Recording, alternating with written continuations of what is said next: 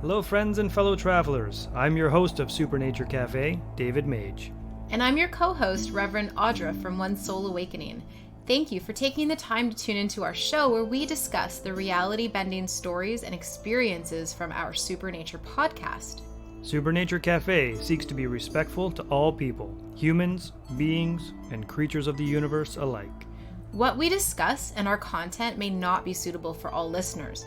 We strive to only speak of truth as we know it. Some listeners may find the experience and stories depicted to be unsettling and disturbing, so listener discretion is advised. Welcome to SuperNature Cafe.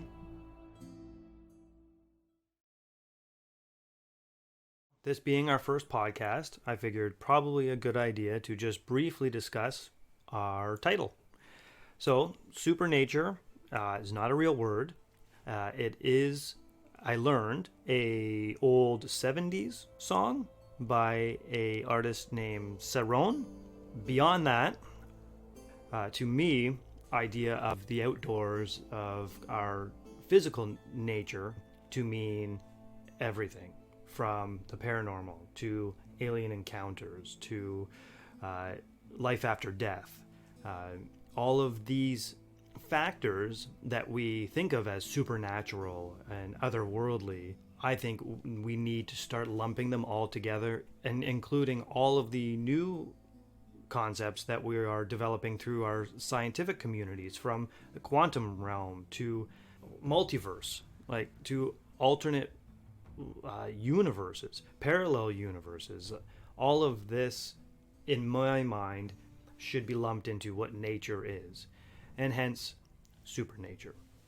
So for me, supernature is conscious experiences. So getting out of your head and using that innate ability, realizing that there is so much more to our existence than simply what we can see. I mean, for me, that's supernature. That is realizing that we have so many senses that, maybe they're dulled down, maybe they're not for everybody, but it's not just seeing is believing. Sometimes it's feeling, sometimes it's knowing. Our world is so much bigger. And I'm sure everyone's familiar with the Pierre Teilhard de Chardin quote, "Spiritual beings having a physical experience." I think that's a wonderful, wonderful way to look at this and to expand where we go and explore what we do and what we believe our reality really is. Before we jump right into the experience that took place, which was one of your experiences, yes. Maybe you can give us a brief little breakdown on how we got that experience. Yeah, so we decided to choose one of my experiences of being hypnotized using regressive hypnosis. So I've actually been practicing regressive hypnosis on clients for a few years now, and it's such an interesting style of hypnosis because I'm sure the majority of people out there are very familiar with it in that they're probably using the suggestive style. So the main differences between the two is where suggestive hypnosis would be used for if you wanted to quit smoking or lose weight. Those are two of the biggest ones people use that for. Because how that works is while in a meditative and hypnotized state, you are being fed suggestions and things to change your habits. So they're kind of like implanting ideas into the client's head, which is cool because that can work for so many things on different levels, versus regressive hypnosis, which is more, I would say, a form of meditation. So you are in a theta state, you are very deep. Some people don't actually recall their experience, and it's actually called somnambulism when you go under in hypnosis and you don't recall anything that's sort of happened. So it's a really different approach. So again, it's like a meditative style of hypnosis where you are seeing things and you're having all of these different experiences. You may not know where they've come from or why they're in front of you, but generally speaking, they're there to teach you about your life and things that maybe you need to learn. Maybe it's about ailments that you have. Maybe it's about experiences or patterns or things like that. So it's one of those things that can be a little bit tricky to just go ahead and like say this is what it is, because it's used for so many different things. But it's basically a very, very interesting experience where you kind of go inward to reflect on who you are. And I think it's great in the whole exploration kind of idea, because I had no idea what you were seeing or what you were experiencing, and I was having to solely rely on what you relayed to me, and then gauge what I ask and what we do from there.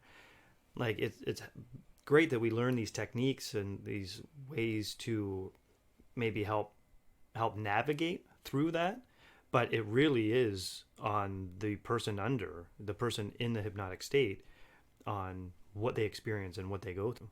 Yeah, so as the actual person doing the hypnosis, you're really the interviewer.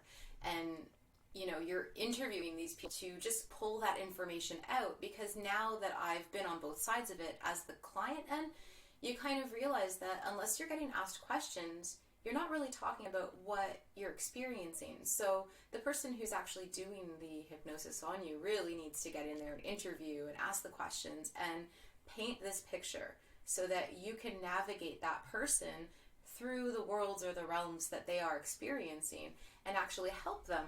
And the interesting thing that I find with this style is how much onus it puts on that client. So you're not going to see someone for regressive hypnosis so that they give you your answers and that they help you heal. You're going there so that they can help you unlock what is actually going on with you on different levels. And because you are the person under and you are the one experiencing it, whether it's visually, verbally, mentally, you're talking it through, you are healing yourself and you are going through these motions that you need to. And it just brings it to a whole different level than somebody telling you, you have this and you need to change. You are saying to yourself, oh my God, I have this and I need to make a change. How do I do that? And you're helping yourself change and you're helping yourself grow through these different things. And it's all very client-based. So it really depends on what that person who's under needs to what they're getting. So it's very tailored, very personal, and it's so fascinating to me. And I'm so grateful that I've been on both sides now, because I can see how much you grow as the interviewer and also how much you can learn from yourself on the client side, and how much of a breakthrough it can be for so many people. And you bring up a great point there about the senses that we use to experience this stuff, and for someone like me who's very visual, that's pretty standard. But for someone like yourself who says they don't do much for visualization and visualizing things, this still works. Yeah, and I know on my end I've had a lot of clients in the past who have said, I'm not visual, this won't work, this won't happen. Well, if you know how to relax and you can allow yourself to relax, like, you'd be so surprised at how things come to you. So I'm not a visual person whatsoever. And I know that you know that about me, where you could turn your head and I won't remember what you look like. It's boggling to me that I can't describe anything, but I can still have this experience. And it actually really helped me to understand, after we did this session, working with other clients who also weren't visual, and also helping people who do this to let them know other ways to ask questions and see different ways of how people view these things. Because for myself, I feel things. I'm getting a word kind of fly into my brain, or sometimes words just fly out of my mouth, which happen often, as I like to talk. But sometimes they just come to you and you don't really know why. Well, with this type of hypnosis, it's really cool because you just go with it and you see where it takes you. And it's cool because on the interviewer's side, you're not leading anywhere. You're really following along and just saying, what did you see? How did it make you feel? What's happening right now? And the person who's under is really the leader at this point. And it's very cool to experience how people experience. Okay, well, I think that's a great breakdown on this regressive hypnosis technique. And now let's talk a little bit about what you experienced in that first session. The session pretty much started when you found yourself on some deserted flat land with a pyramid and this male figure nearby. The majority of that session was us following along with this figure as you explored from there to into space and then to a jungle world in a ball. Yes. Like it's you can't even make this up. It's mind bending. I'm still flabbergasted at what comes out in these sessions. And I can't write myself out of a bag. No.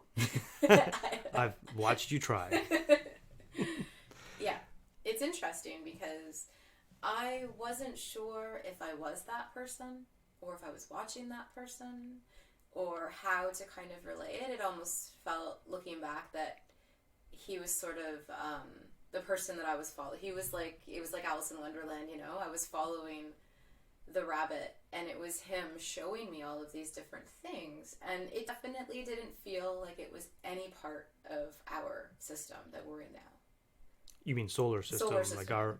Yeah, maybe, but I feel like with what we know about our solar system, this couldn't have existed anywhere. Mm-hmm.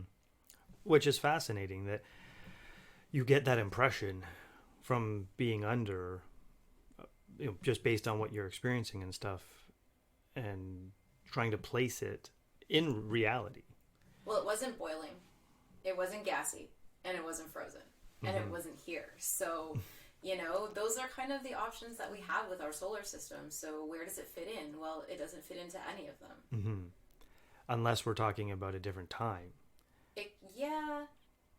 Like, no. Just no. No? I'm just going to straight up say no. Purely because of the things, I want to use the word fall off, because when I was viewing the space that we were in, it was so small and surrounded by nothing.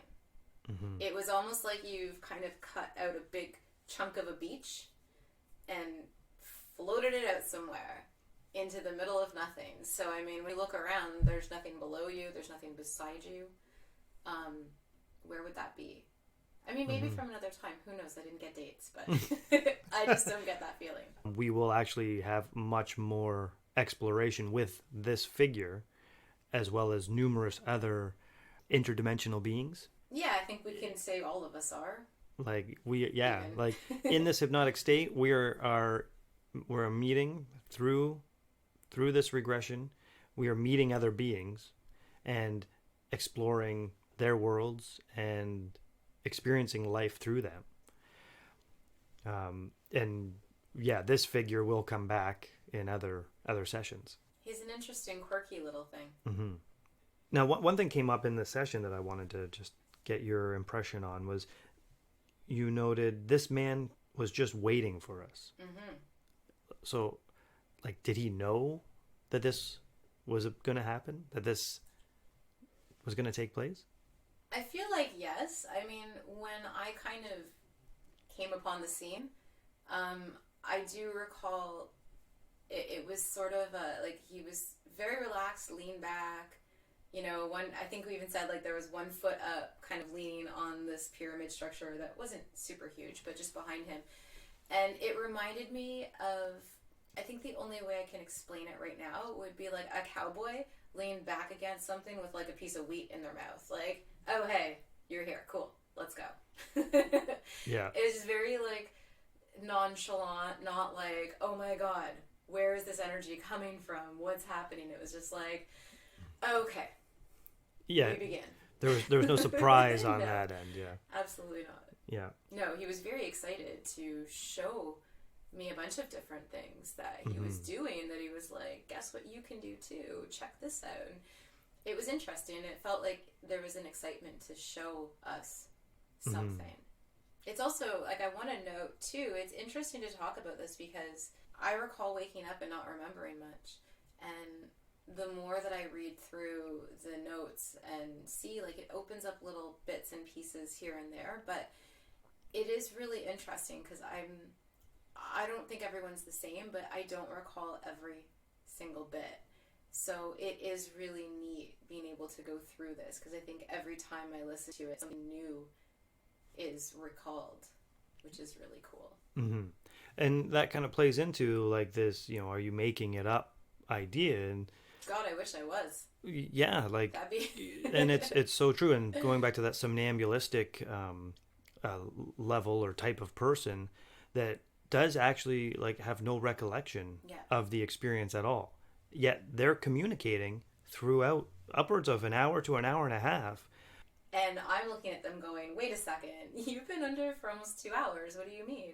And they have no recall of it. And you'll also have, I would say, 100% of the people that do go under will come to at the end and say something to the extent of thinking that it was about 20 minutes that had passed and it had been an hour and 40 or however long their session lasted.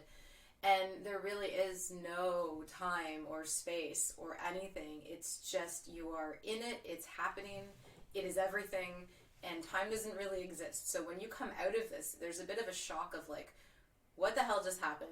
Where am I? What time is it? How did that all take place? Yeah. So it's so fascinating on what you can do from your own body. Oh yeah. With just some words. Yeah. And then I find there's the people that are recalling and can recall, but are almost arguing with what they're saying, like that it's coming from somewhere that they don't even know. Like I can attest to that. So, and I think maybe that's where you're going with this, is my weird stories of arguing with my higher self, quote unquote, where I've gone into meditation or into a float, which I think would be an amazing supernature. And I've gone in there arguing with myself because the answers that were coming to me were not the ones that I wanted to hear. And it is so fascinating to me. Again, like all of this is just so fascinating because we take so much for granted in our lives, and we take so much just at face value. But then to go into this meditation where you are literally yelling at yourself inside because you don't want to hear something, whatever that may be. How do you argue that? I mean, what some people might call that your gut instinct and knowing what is right or wrong. Sometimes you're asking questions that aren't about right and wrong. They're just about very specific things that you want an answer to, and maybe that answer isn't what you want to hear, but it's what you need to hear. If you can kind of connect with that universal bubble or higher self, then you can get those answers. Okay, so back to your session. Yeah, they're like squirrels over here. Yeah.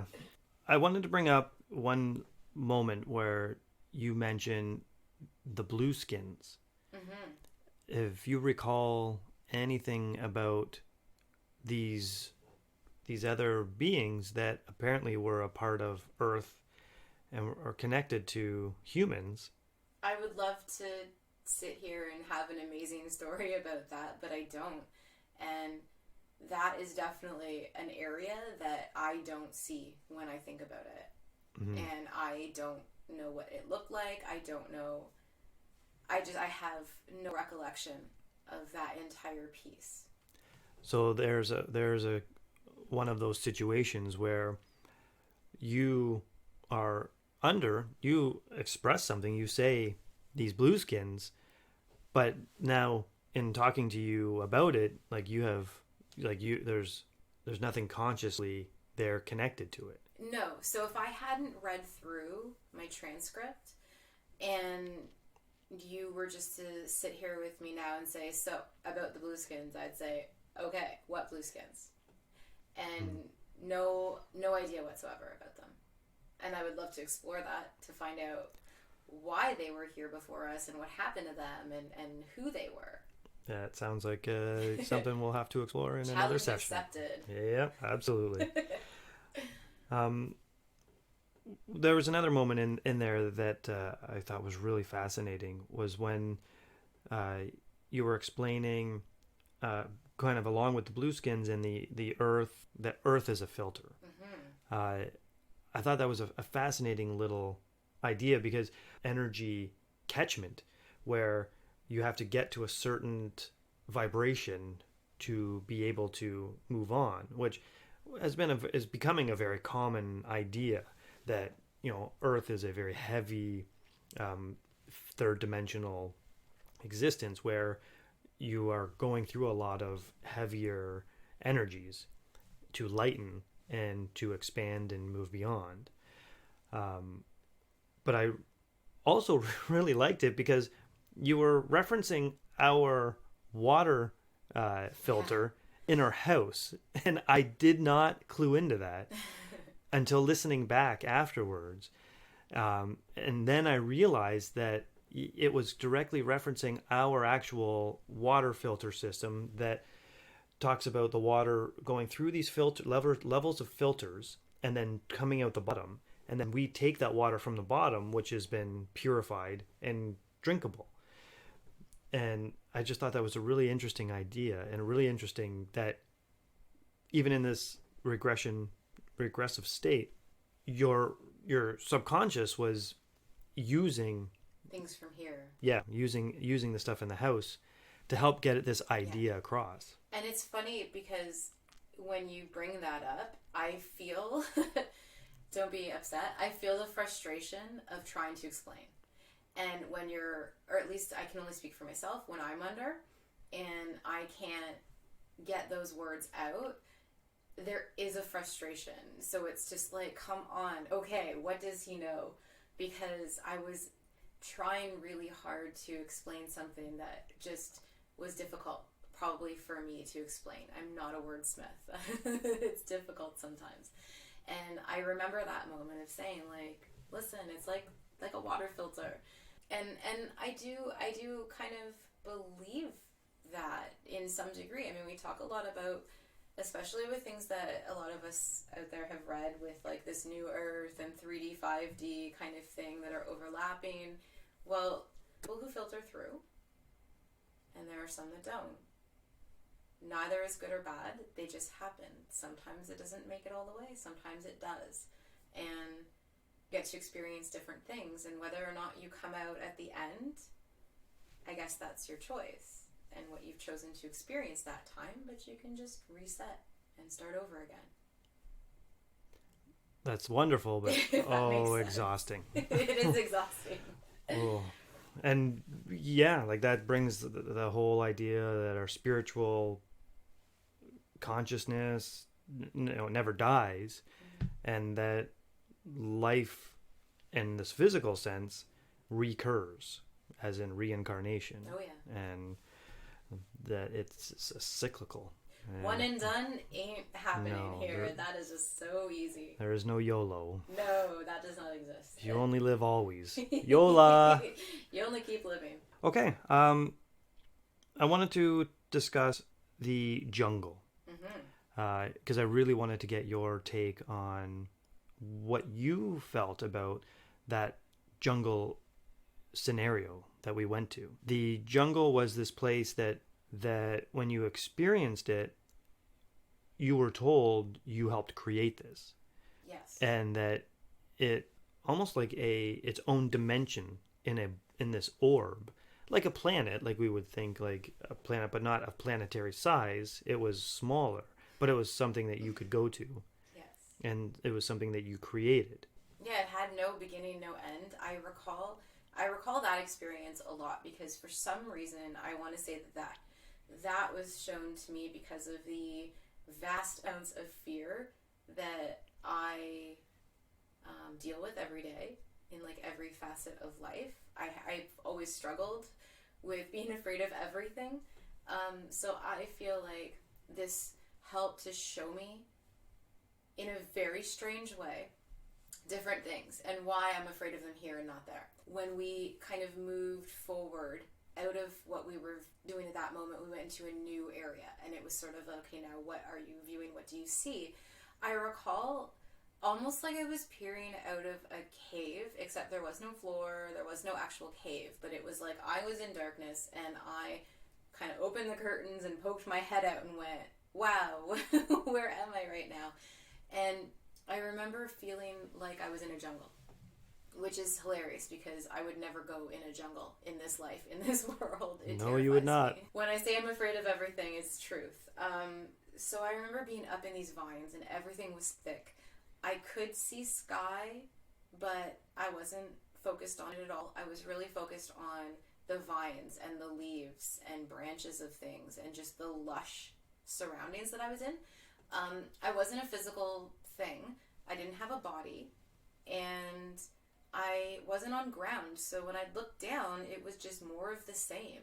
And there was a lot of space in between, so it's not like I was just, stuck in a branch of things.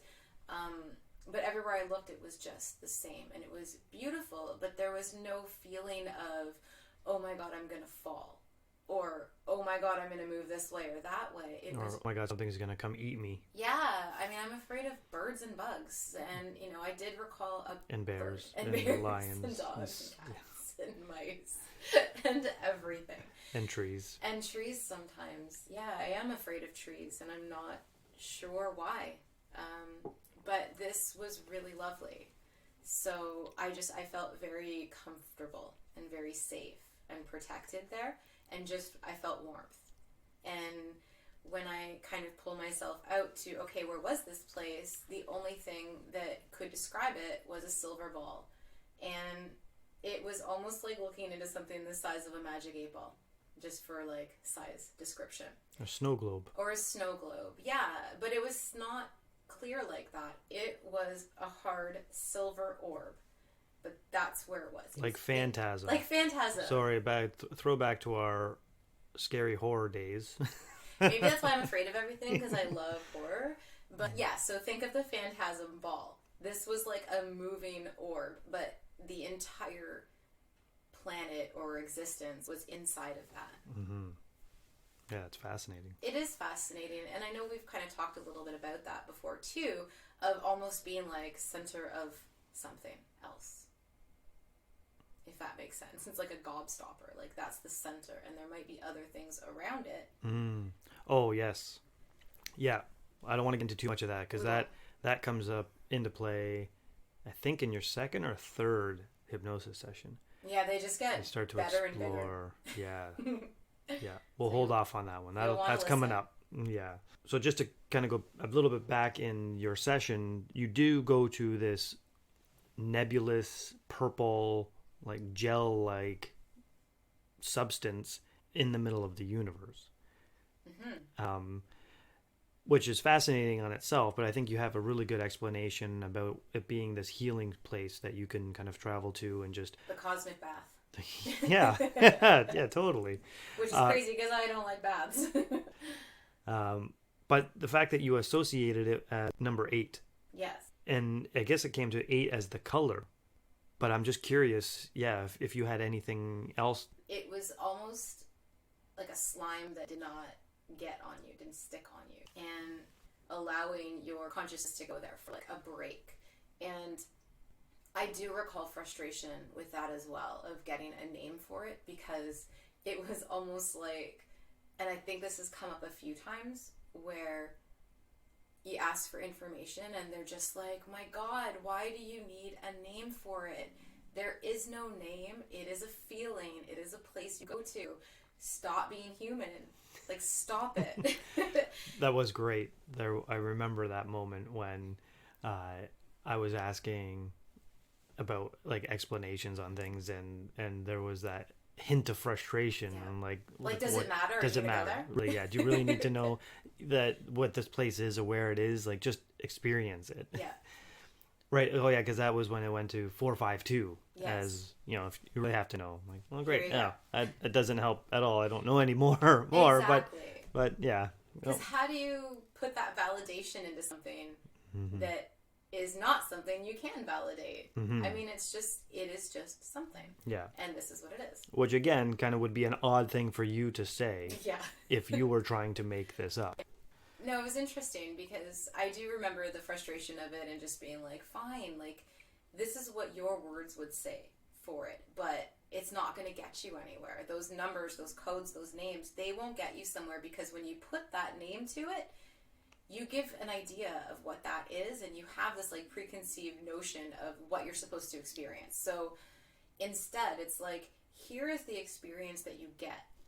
Take that experience and now convert it into what you need out of it and what you can do with it. So I may say, like, I'm able to go into bed and lay down and like meditate before bed to try to like relax a little bit, and I want to like visualize this, you know, purple gel, like, it'll take me where I need to go.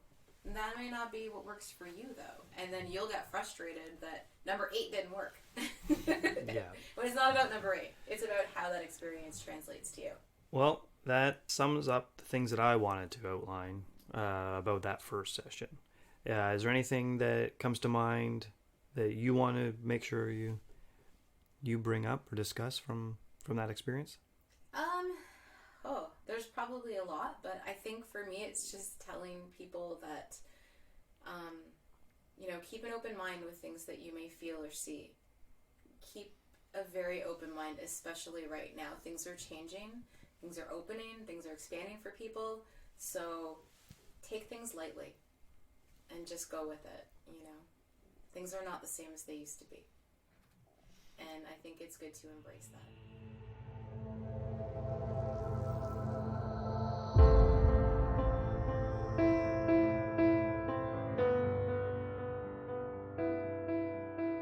If you would like to share your story, or have any questions about our discussions, or have any ideas that you would like us to include, email us at supernature@galacticcycle.com. And if you enjoyed this session, subscribe or follow us on your favorite podcast platform and stay up to date on all of our latest releases.